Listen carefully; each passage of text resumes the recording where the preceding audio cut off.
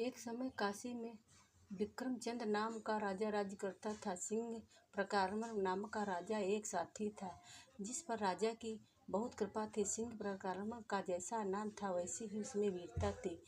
वह सब युद्धों में आश्चर्यजनक सफलता प्राप्त करता था, और कभी जुए के खेल में होड़ लगती तो उसमें भी उसकी ही जीत होती थी। उसकी स्त्री का नाम कलहकारी था। जैसा उसका नाम था, वैसा ही उसका स्वभाव था। जैसी ही वह कुरूपा थी, वैसी ही उसका दिमाग भी खराब था। वह वीर पुरुष लगातार राजा से और जुए से बहुत सा धन प्राप्त करता रहता, और वह उस सारे धन को अपनी स्त्री को दे देता था। इतना होते हुए भी वह झगड़ालू स्त्री एक क्षण भी बिना झगड़ा किए नहीं रह सकती थी। उसके 3 पुत्र भी झगड़े में उसी का साथ देते थे। इतना धन होते हुए भी उसकी तृष्णा का कोई अंत नहीं था। वह बराबर चिल्लाती रहती थी, तुम सदा घरों में ही खाते पीते रहते हो और हमें कुछ भी नहीं देते। वह सदा उसे मांस, शराब और नए नए वस्त्र देकर मनाने की कोशिश करता रहता, लेकिन वह अपनी अपार तृष्णा के कारण उसे दिन रात कष्ट देती थी। एक दिन वह उसकी धृष्टता से तंग आकर घर छोड़कर चल दिया। उसने विंध्यावासिनी दुर्गा की तीर्थ यात्रा करने का विचार कर लिया था, इसीलिए मार्ग में वह व्रती रहा। जब वह रात को बिना भोजन किए ही यूं ही भूखा सो रहा था, तब दुर्गा ने प्रसन्न होकर स्वप्न में उससे कहा, मेरे बेटे उठो, काशी जाओ। वहाँ एक बहुत बड़ा बरगद का पेड़ है, उसकी जड़ों को चारों ओर से खोदना, वहाँ तुमको खजाना मिलेगा। उस खजाने में तुम्हें एक मरकत तापण के पन्ने की तस्सदी भी मिलेगी। वह तलवार के फल की तरह अथवा गिरे हुए आकाश के टुकड़े की तरह चमकीली होगी। तुम उसमें झाँक कर हर एक के पूर्व जन्म का हाल मालूम कर सकते हो।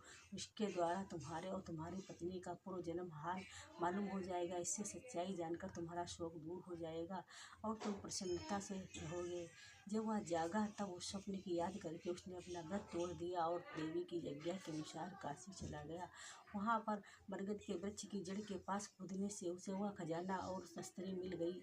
वह उसे पाकर बहुत प्रसन्न हुआ। उसने तस्तरी में देखा तो मालूम हुआ कि उसकी स्त्री पहले जन्म से एक भयंकर शूकरी थी और वह सिंह था। उसकी पूर्व जन्म में कट्टर शत्रुता होने के कारण उन दोनों के बीच की घृणा को दूर करने का कोई उपाय नहीं था। इसीलिए उसने अपना शौक और घबराहट छोड़ दी और अपने लिए अलग स्थान बनवाकर उस खजाने के साथ रहने लगा। कलहकारी के पास धन से तो पहले ही बहुत था, उसे गांव में और उसकी गुजर बसर के लिए दे दिया। उसके पास धन और काम दोनों होने के कारण कई विवाह के प्रस्ताव उसके पास आए। उसने तस्तरी द्वारा कई युवतियों के पूर्व जन्म का हाल मालूम करके उसे त्याग दिया।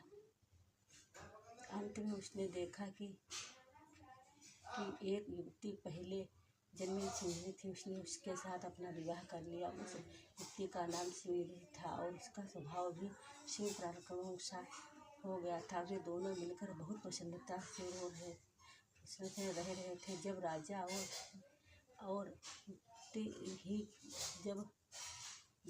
और ही था, अब ये दोनों मिलकर बहुत प्रसन्नता से रह रहे थे। जब राजा और रानी ने यह आश्चर्यजनक कहानी सुनी, तब उन्हें बहुत प्रसन्नता हुई और सिंह पराक्रम को उसकी सफलता पर बधाई दी।